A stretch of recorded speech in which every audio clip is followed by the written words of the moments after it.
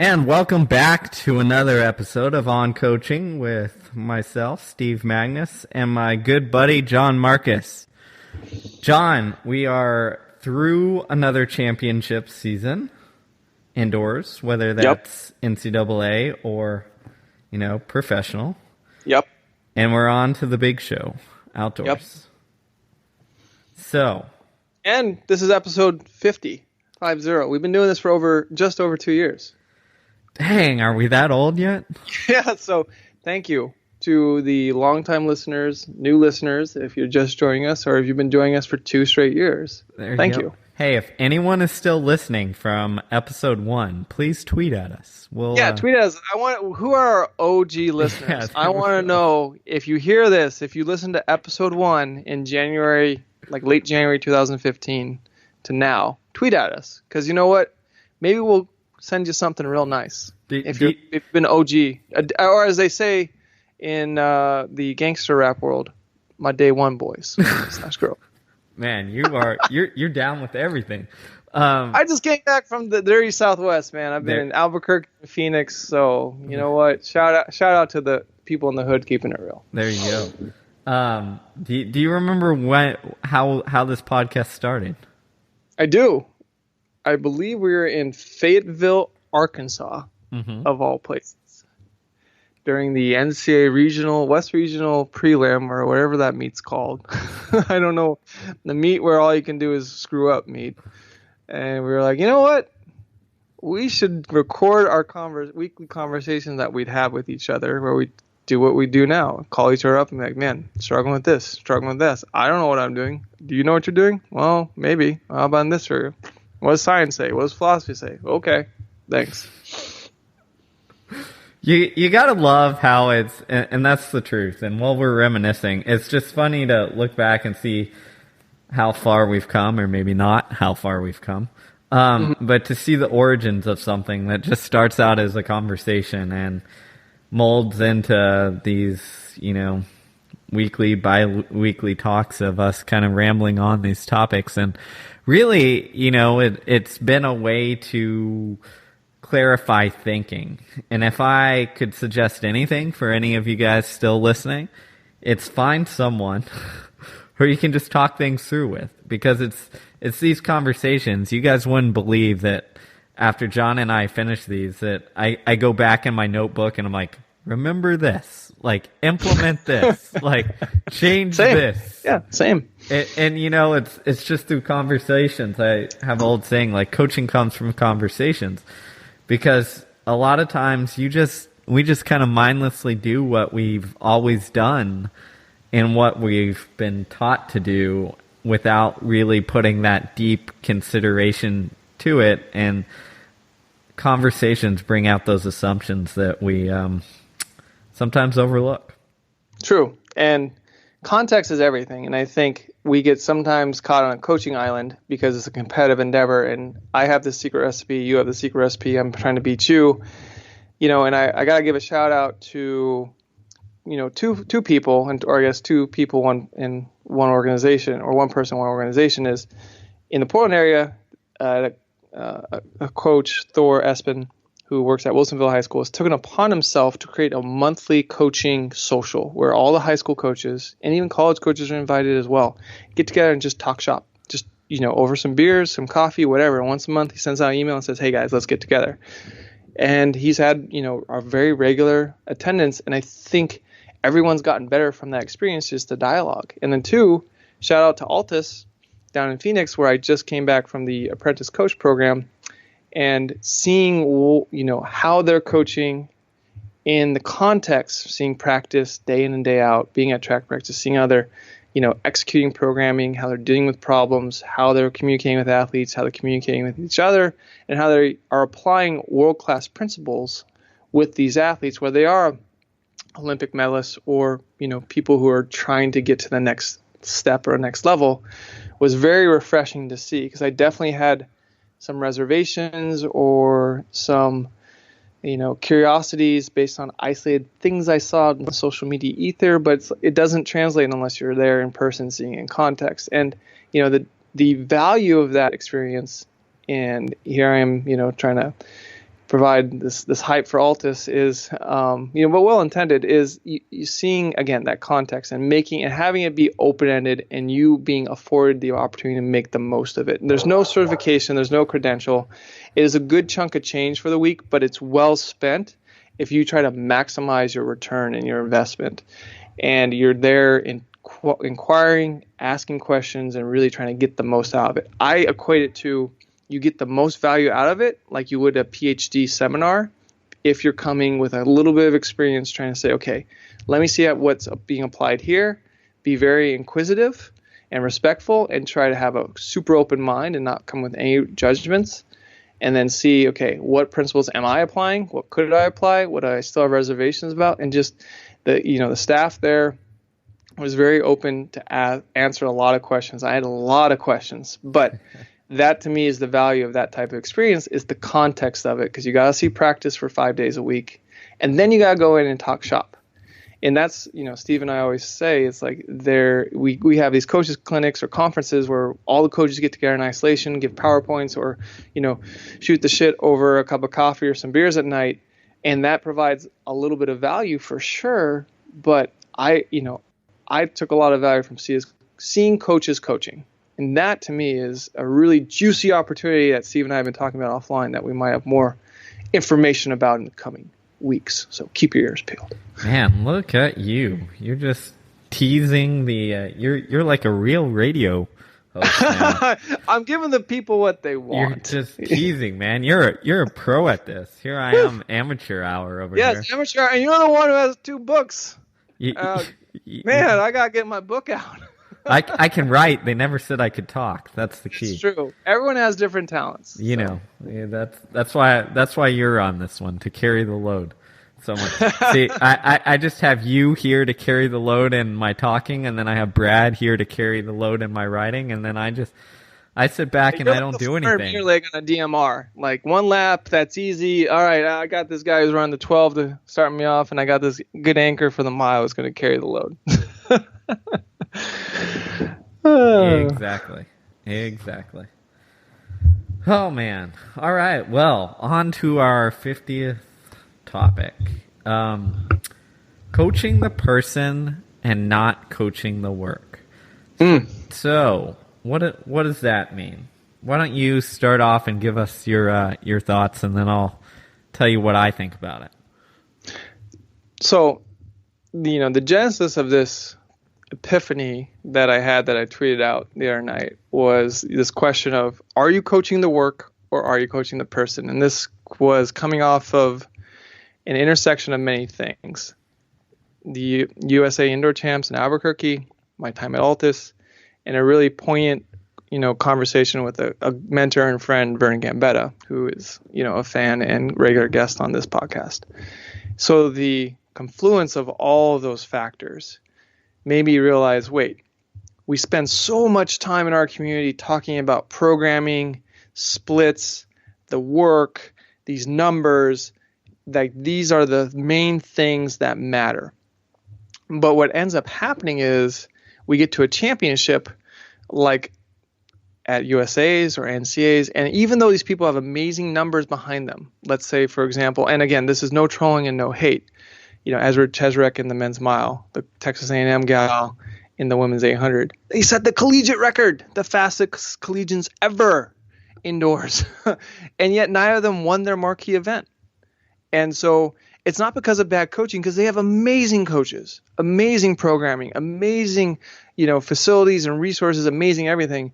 But it's about being prepared for the unpredictable, the mental resiliency, the moment when you need that mental resiliency the most. And sometimes we take this like, oh, it's a hands down. Ezra Chesrek just ran 3:52. He's going to win by a mile, in the mile race.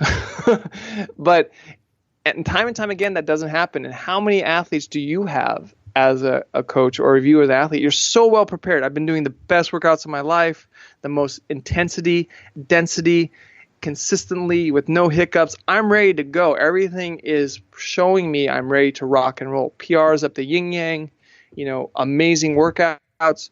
And I've had this happen to me so many times now. And then we get to that big championship meet or that big test, and they fall flat on their face. and you throw your hands up in the air as a coach and you're like, what the heck? I didn't see that coming out of left field. And I've had the inverse happen where it's like, man, they're running like crap in practice. They're not running a whole lot. They're not able to do a lot of work. We're managing this injury, and then all of a sudden they get to that big race and they game up like a son of a gun. And all of a sudden it's like, whoa, I didn't see that one coming. So we spend all this time creating programming and arguing about periodization. Are you going to do a block periodization, wave periodization, mesocycles, microcycles, etc.?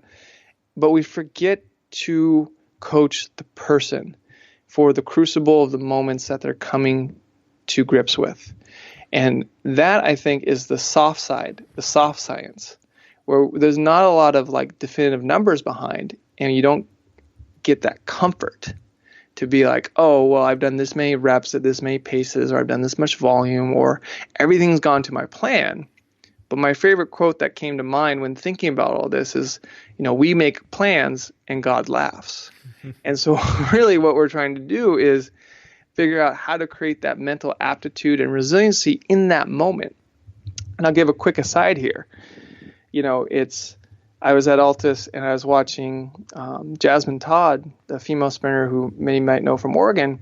She was doing these, what they're called wicket drills, was essentially sprinting drills over very small hurdles to work on like stabbing the ground and shin angles and foot placement, etc. And they're placed at certain intervals.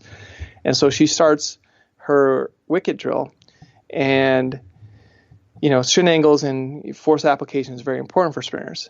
But she blunders the first three, but then she rallies in a way and gets right back on course and is able to execute the rest of the drill to perfection for her, or to very high standards for her, and it looks very smooth. But the first three steps were just complete shit.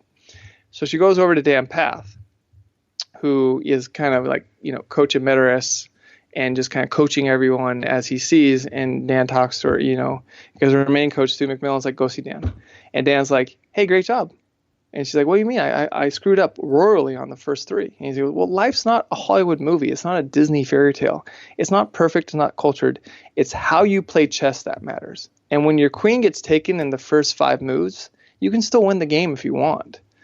And to me, that was like the most valuable thing I got out of that whole week was like, boom, right there. She showed and executed mental resiliency. She goofed up.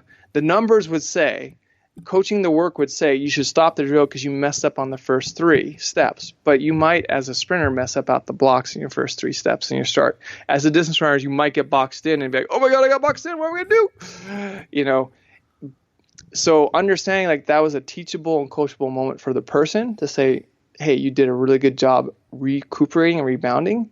To me, clarified and crystallized everything we're doing or should be doing as coaches. But if you're just sitting here saying, well, if you're trying to run 5 minutes for the mile as a female or a male or whatever, and all of a sudden your second lap's a 77 and you're screwed, and then all of a sudden your race is going to go backwards, and then you get off course and you run 5:10 because you're freaked out. But even though all the work you've done is show you're capable of running 4:55 or 4:50, that is a mental failing, not a physical failing. And so a lot of times we do really, really, really good work in physical preparation. And there's so much information and books and knowledge and, programs and plans out there. But that soft side, that mental side is not something you need to leave to the psychologist. It's not something you leave to the sports performance doc.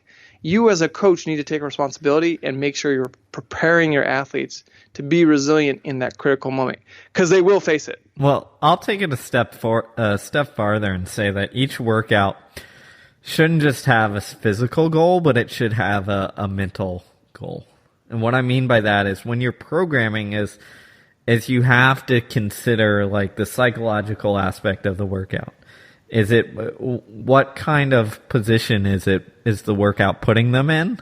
And what kind of coping mechanism for pain, effort, fatigue, all of that are you trying to create in that? Are you working on your ability to focus under fatigue? Are you working on your ability to quickly recover mentally and move on to the next thing if an interval goes bad?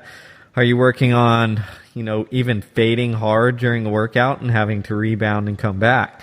Like there has to be some sort of mental target towards it. And I think that That's one aspect of it. And I think the other is when you look at coaching people is, as a coach, like, what the athlete shows you matters. Like, your job, the way I see it in creating and designing workouts is you're essentially predicting what you think will happen. Yes. And then when your athlete does it, you're comparing your prediction to what actually happens. But then your job as a coach is to like manipulate and adjust things to make sure that the mismatch, there is either no mismatch, or to correct for the mismatch in ways that allow for you to adapt in the right direction. And I think that on the fly coaching, that like adjusting, is a lost art. It's almost become a thing where if you adjust, all of a sudden, oh my gosh, it must be wrong. Right? If I'm making adjustments, the workout must be going poorly. Or athletes will say, oh, you're adjusting from 10 quarters at this to now 8 quarters plus these 200s. Like, I must be failing this workout. And all of a sudden they freak out. Right. And I think it's more of like a cultural thing when you're looking at coaching is we have to create an environment that allows for adjustments based on coaching the person and understanding their psychology and understanding how hard we need to push them in that moment and when the reins need to be let loose and when we need to pull them back. And I think a lot of times that culture is almost beaten out of us as coaches. It's here's the workout written on the chalkboard or on the paper, and if we don't do this, we have failed. And in football, they call it the audible. And I think, God, I read somewhere, don't quote me on this, it might have been like BS Report or something, 3-4 years ago, like Peyton Manning and Tom Brady called the most audibles of any quarterback in the NFL for that season or something. And, those are two of the greats, love them or hate them, right? And the ability to call the audible. And I do it all the time. I did it today in a workout, like here's what's on paper. I had a K breakdown with a miler I coach, a Mexican, miler, Dan Herrera. It was 1 by a K at 3K pace, 500, 300, 200 breakdown, mile pace, 800 pace, fast. 1 by a K, 3K pace, another mile breakdown. And then it was supposed to be 2 by a K again at 3K pace, and then finish up with some 450s fast when you're tired. And, a lot of things happened. Like he had a really big session the week before, great session for him. It was what I call a 400, 300 cascade workout where it was 400, 400, 400, 300 for the first set. At, the 400s at mile pace, the 300 at 800 pace, then 400, 400, 300, 300, the 2 quarters at mile pace, 2 quarters at 300 pace, then 1 quarter, and then 300, 300, 300, same deal, mile pace, and then 800 pace. That's a tough session. Tough session. I mean, he got good rest too, like 3 to 4 minutes, because it was about the quality of work. It was intensity day, not density day.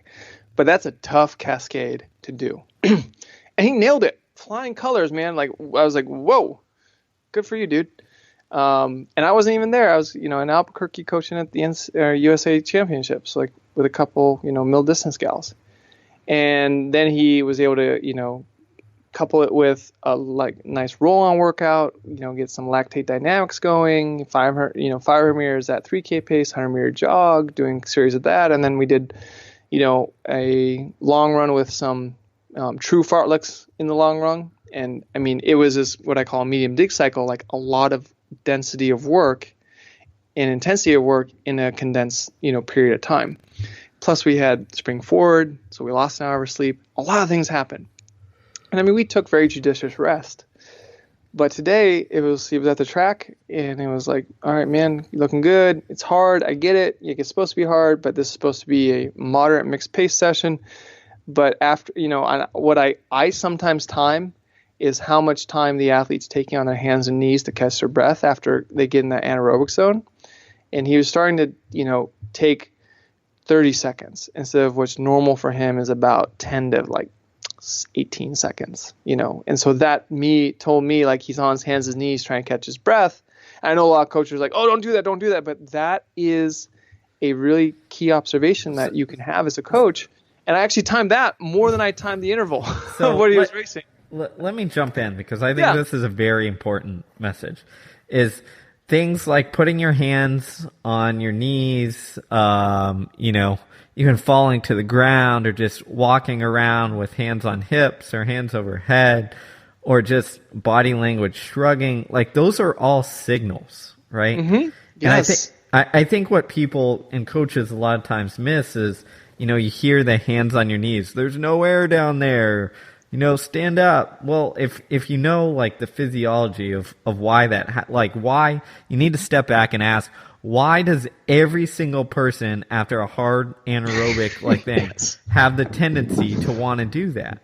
Mm-hmm. And it's their body saying like, oh crap, like we're fatigued, like let's get the heart down lower so it doesn't have to pump against gravity, right? Mm-hmm. But that's a signal. That's not something you coach out. That's okay, like this is telling me something. That is feedback to understand. And I think a lot of times, because we live in this like macho fake toughness era, which I could go on for days about, it's like, don't show weakness. But it's not weakness. It's feedback for you as a coach. And I think that's absolutely brilliant to time those, because again, that tells you more about fatigue and effort than the split does, or than heart rate or whatever does, because it gives you direct, like subconscious almost feedback, because it's an instantaneous, just ingrained response to, oh crap, that was tired, I can't breathe, hands on knee. And the longer they're on there, the harder they just dug. Yep. Yeah, and it's because I'm observant of that, KPI or that, quality, and I'm hyper observant of it, I understand his tendencies. And so it's like, oh man, he's tough, he's tired. So then the coaching moment was after, and that was after the final 5-3-2 breakdown of the workout. And so I said, look, you've had a great session.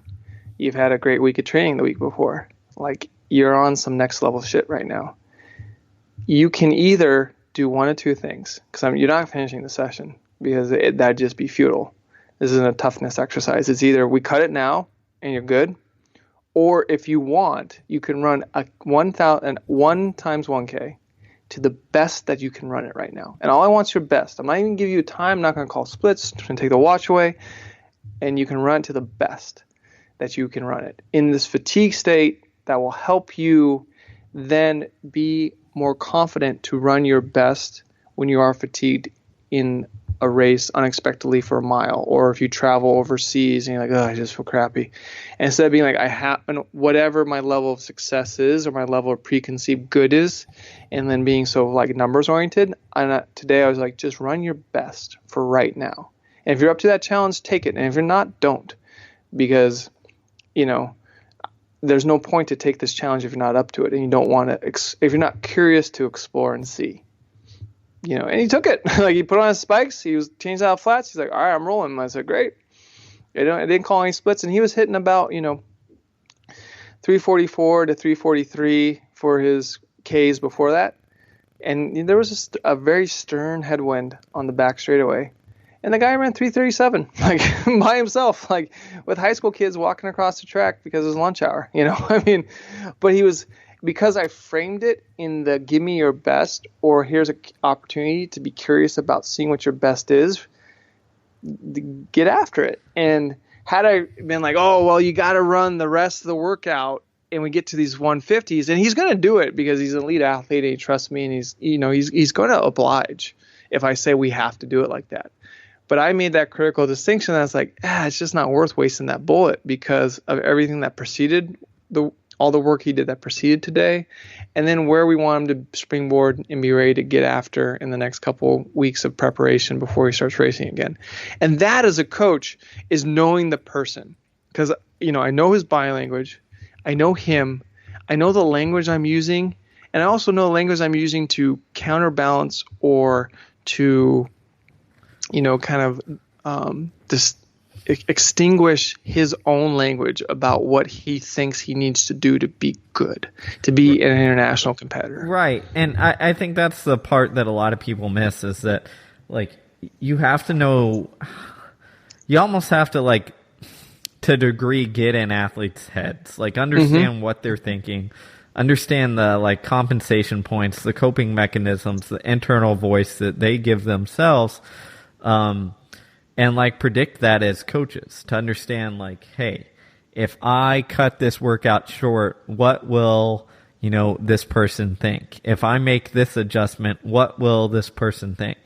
And as a coach, you're, like, predicting how that will go for each one, and then you're trying to guide him by how you wrap it and how you frame it into the place you want him to go with it, right? Into the place you want him to get, and versus, the negative spot where you don't want him to go. And I think that's a large portion of knowing your athletes and getting to know your athletes and understanding what their fears are and where their anxiety comes from and these things, and how to grapple with that and hold it. Because I know, for example, I've had really good athletes in the past where if I make the adjustment and say, okay, like, cut it, we're done, that causes a freak out moment.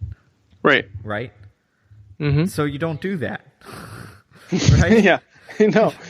You don't do that. And to give you an example, I mean, we could be going from doing a tempo run and being like, ooh, this is not their day to do a tempo run. Like, I can't salvage this. This is not worth it. We're just getting in a hole.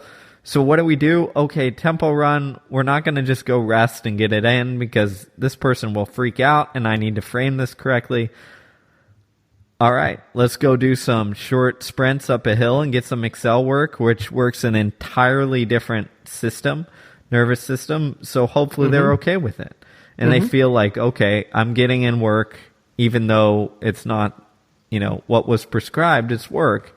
And they walk away feeling pretty good about it, right? And I think it's like knowing where the parameters are to adjust with that each athlete is something very central and crucial to know. And then your job as a coach is to slowly over time, like, adjust those to more normal and resilient patterns of thought, so that in a year or two, this athlete is no longer thinking, oh my gosh, like, we just cut a workout. He or she is thinking, okay, like, we're adjusting, that's fine, this is what I need right now today, and they have no problem with the adjustment. And with that neurotic type athlete who's that A-type personality who needs to do that work because the pattern of training or the training plan says you have to do it, when you call those audibles, you have to remind them that you are enrolled on their journey and they've enrolled you to be on their journey with them. And what I mean by enrollment is that you are there with their best interests at heart, and you're there to give critical feedback and very honest, naked critique and be blunt. And so if you're going to call that audible, be like, look, you've enrolled me to help you to get from where you are now to this level of competency over there. And I always remind athletes, because what happens is when you go through a bad patch of racing or a bad patch of training, things aren't going to script or plan. It's like, look, you're a different animal, man. What got you here is not going to get you there, because you see, oh, well, this worked for me in college when I had my breakout year. Yep. Or this worked for me in high school when I had my breakout. So I'm just going to copy that and do that exact training plan again because I know that worked. And it's like, well, you didn't know that worked when you did it. Exactly. But it did work, yes. But there might have been a confluence of other things, social, just the environment you're in, all these other things. So reestablishing that, like, look, am I still enrolled on your journey? Do you still trust me? And the answer to those are yes from the athlete. Like, look, all right, I'm calling the audible. I'm telling you we need to do this now, today, because I want to see you do better than you think you can do. And I think this is going to be something that's going to get you to that. And sometimes it's a complete rest day. And I've done that. I've cut people. I say, "Ooh, you look bad. And you're not bad. You just look bad today. Oh yeah, coach, actually go home, take a nap. Today training's a nap. And like, are you sure? I go, yes, because if you're coaching the work, when you miss the work, that means you miss the paycheck. And it's this mentality of, I need to show up every day to get my hourly wage. But training is not an hourly type endeavor. It's a salary endeavor. And so some days you work a lot and you work overtime. You're there for, 15 miles, a lift session and all this. And some days it's like, yep, 30 minutes. That's it. Take a nap. And like, are you sure? Yep. Today's a light load, man. So when we shift from this hourly, earning mindset to the salary earning mindset, then we realize, okay, it's not about every single day, but the combination of day to day and the ebb and flow from day to day. And there are going to be long, hard days. Don't get me wrong. You got to put in the hard yards. But there's going to be days where it's like, we're going to chill out. Total regeneration day, reboot day, hang out. Like I've told athletes, like, here's your training day. Go see a funny movie and take a 3-hour nap. Yeah. And I think the thing is that you made a good point about like critique there. And I think one of the things as a coach is you have to make an environment where athletes accept critique, right? And get them out of what I like to call is that defensive mode. And everybody knows when people are in defensive mode, right? Like you have a argument with like your boyfriend, girlfriend, spouse, whatever. And it doesn't matter what you say because what you have said at this point has put them in defensive mode where they are no longer accepting, like they're no longer receptive to anything you say. So it doesn't matter. And the same thing happens in sport, right? If we put them in a mode or if they're in that defensive mode because of a workout, whatever we say does not matter. So our job as coaches is to make sure that we don't put athletes into that defensive mode. And I've seen, I wrote about this on my blog actually this week, is how to be receptive of criticism and what to say post-race or post-workout. Because, one of the things I like to sometimes secretly watch is athletes coming off the track from a race, and you can tell if it was good or bad and see what the coaches do. Because some coaches will immediately jump in there and, say, hey, you needed to do this, this, and this, and this, and you can almost see it in the athlete's eyes. They just shut off. Right? It's not the right time for the debrief. Exactly. No. That's put your arm over the shoulder. Hey, kid, I love you to death. Good job.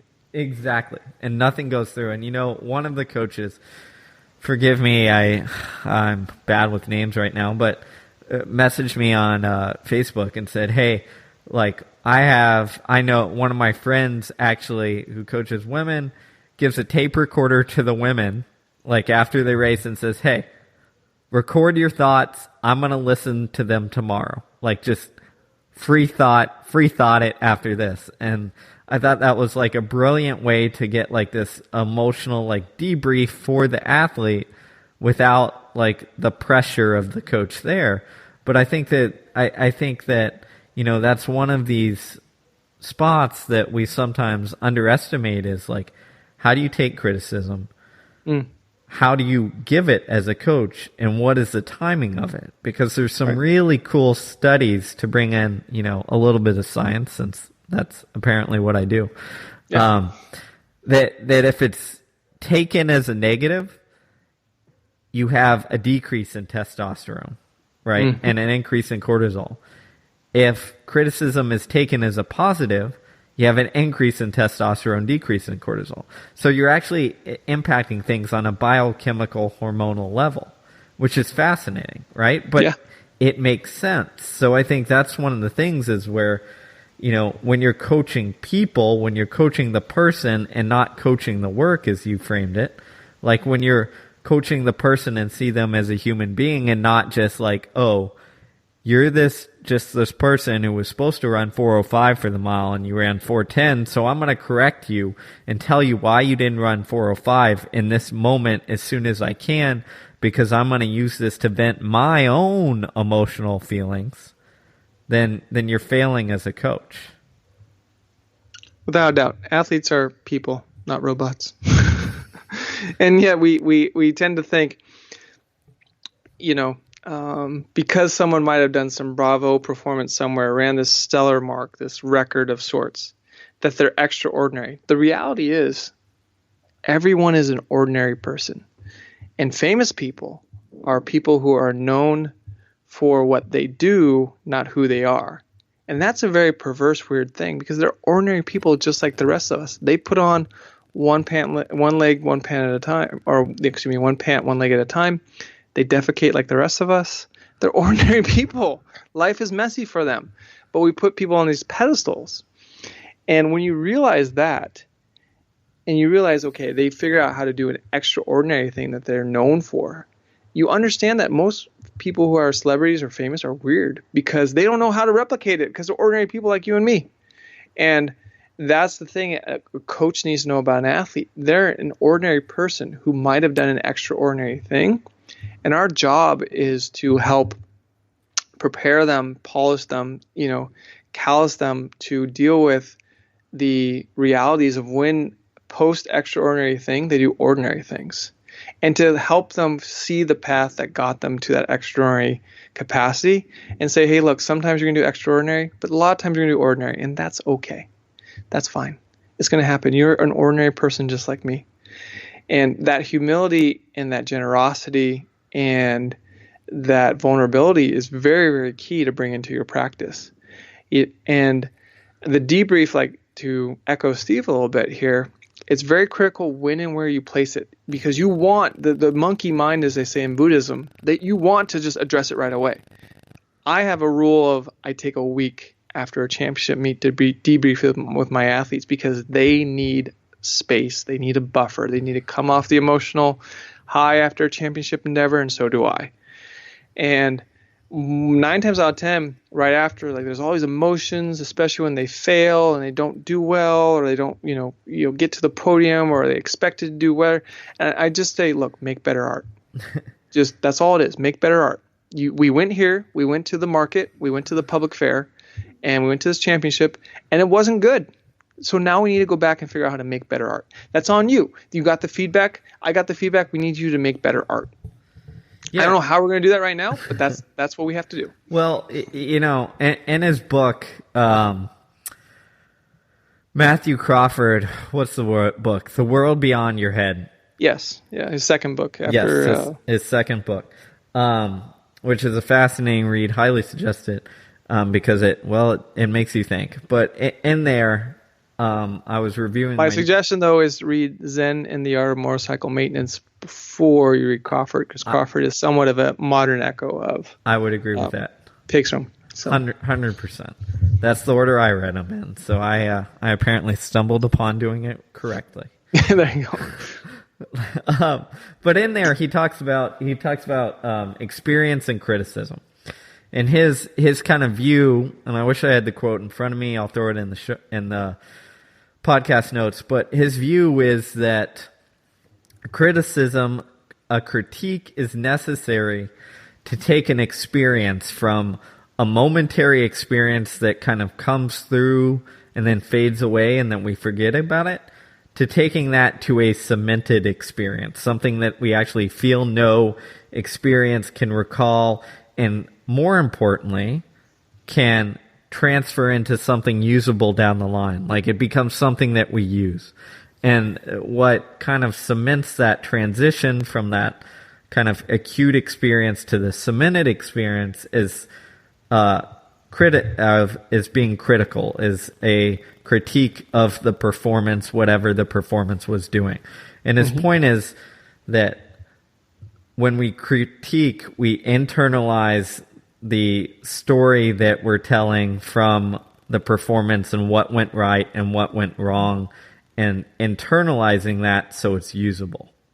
And I think that's an important concept to look at, but I think it's also important to realize how people do that. And it's not just, as John said, like me and you as coaches telling you, but it's people, is giving athletes the space to process it on their own and then coming in with a more formal critique, maybe in the spot of a debrief with your coach, coming in later to cement the experience.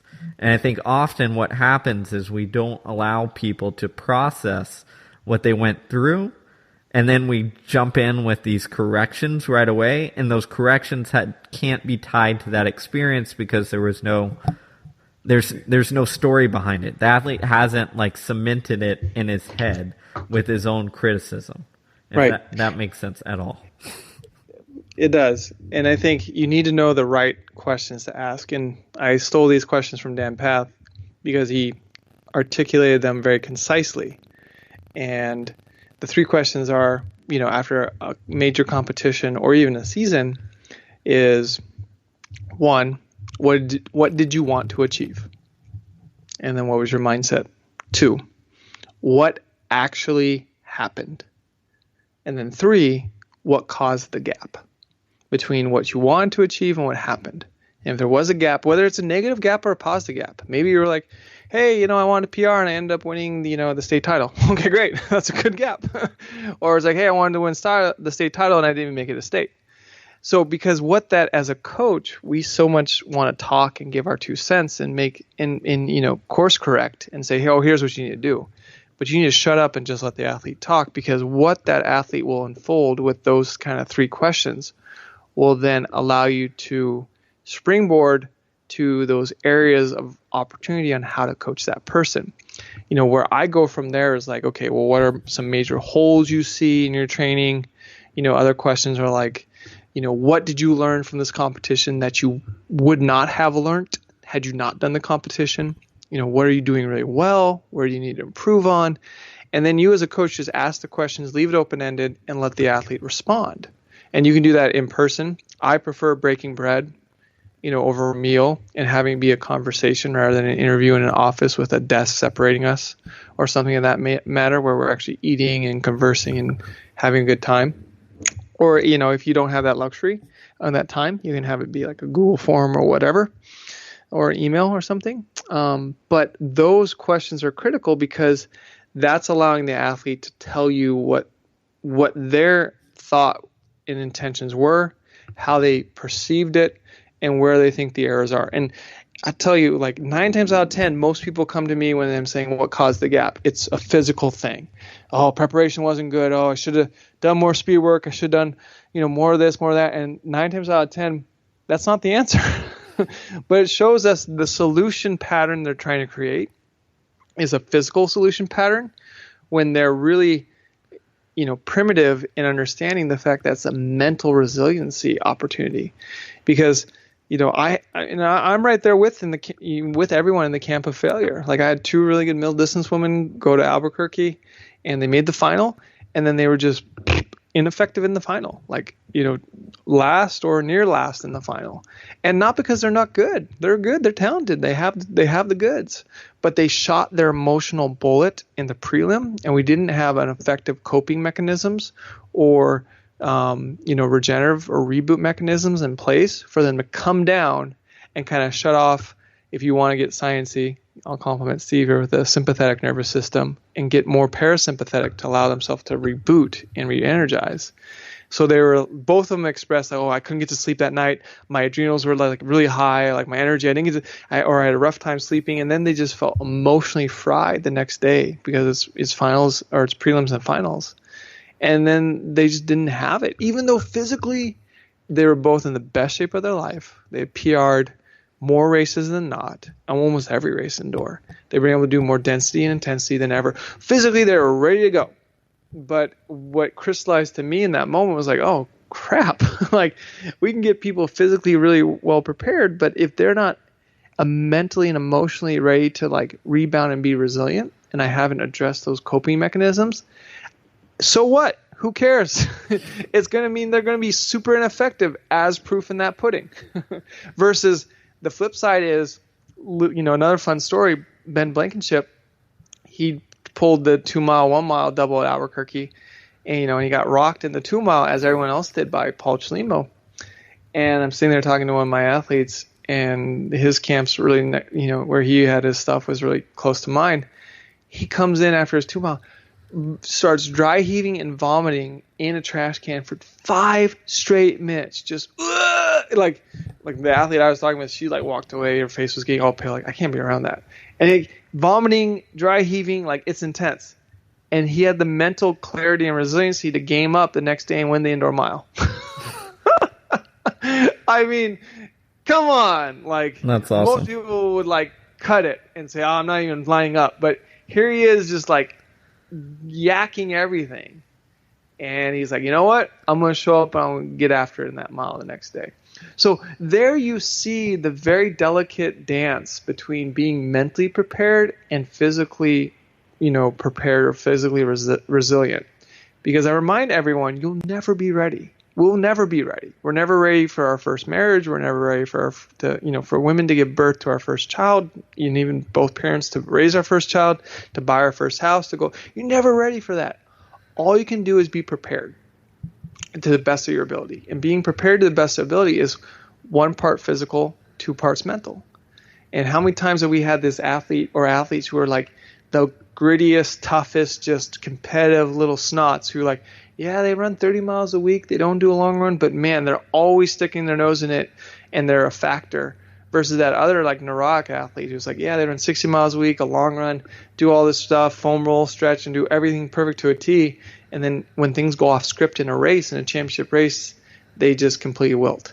And I think we have to remember the art of coaching a lot of times is having that foundation of the principles of the work, but also knowing how to implement and enhance the principles of making a world-class person as well. All right. So I think that's a good place to end, except for one thing. I can't end this podcast without sharing the text I sent you and our good friend Danny Mackey on Igloy and his training, which I also for tweeted sure, out. yes. Because when you look at coaching the person and not the work, I can't think of a better model of someone who just said, like, I'm an artist and I'm going to see how these people react to this workout and then adjust on the fly and make it work. And that was essentially his whole program. And to give you guys the backstory, if you haven't, I'd check out my Twitter maybe from a couple days ago. I tweeted out a week-long session or set of workouts Bob Schul did. And it was coached by Igloy. And the beauty of it is it's just a bunch of like 100-meter repeats, 150 meters, 200, 250, 160, a bunch of short stuff with really short rest. And that's it, like day after day. But the brilliant part of his program was it's all based on feel. There were these, there's these labels that said like 100 meters at fresh, 100 meters good, 100 meters hard. And he had these descriptors for it. And if you know how Igloy worked, he'd essentially work like one set at a time. So it would be like, all right, go run 10 by 100 with 50 meters jog at fresh speed. And you'd go do that. You'd come back and then he'd be like, he'd look at you and then he'd go, okay, next thing we're going to do is, 6 by 250 with 100 meters jog at good speed. And it was all kind of reactionary coaching based on what he saw and what he thought you needed in that moment. And I think that artistry of adjusting on the fly, having like all you have is a paintbrush, an empty canvas, and then a couple colors to work with, which you're trying to figure out what colors you have on that day, and then going to work on the canvas. That's what I think about, and that's what I think that Igloy was doing in those workouts. I'm going to put a pin in something you said, reactionary coaching. I'm going to, actually critique that and say it's responsive coaching. There you go. Because, in reactionary world, when you see a doctor, Yep. When you have a reaction to medicine, that's bad. But when you respond to medicine, that's good. And responsive coaching is about being present. Coaching the person is about being fully present and grounded here and now. Not, here's the Excel sheet. Did you do the work? Good job, monkey. okay, that's, here's your carrot for the day. Responsive coaching is like, how do we maximize that person today? And sometimes how you maximize the person today is you give them a kick in the ass. Or sometimes is you give them a pat on the shoulder or a big hug. And sometimes you tell them, hey, if they're an adult, go have a glass of wine with dinner tonight. Or if they're, a kid, go have a milkshake tonight. You earned it, And those kind of, humanistic moments is what endears you to each other. Yeah, I was telling someone, it's like the way I get to know my athletes best is if you're a college coach or a high school coach, even a professional coach, is traveling with them. Like the time you spend in the airport, the time you spend at dinner, the time you spend in the hotels, the time you spend on the bus to the meets. Those are critical coaching moments. Do not be on your phone checking Twitter. Like go up and down the aisle on the bus, sitting next to the kid after the meet or whatever, and just talking to them, not about track, not about the meet, about them, about their life. Because if you do that, and they know they care about, that you as a coach care about them as a person, they'll run through brick walls. But if their value is only wedded to, did I run good or not? Did I run a PR or not? Did I score 5 points in the meet or not? Or, did I win a state or national conference championship or not? Then, man, they're going to have a salty taste in their mouth, and they're not going to be the most they can be. And I leave you with this quote from Cheng Tzu, the Taoist monk. Words of wisdom are precise and clear. And you don't need to beat around the bush. And sometimes it is just a couple sentences, but it makes that kid's whole day. It makes their kid's whole season. It makes their kid's whole remembrance of you. And, in terms of coaching the person, that's the very human connection you're trying to make as a coach.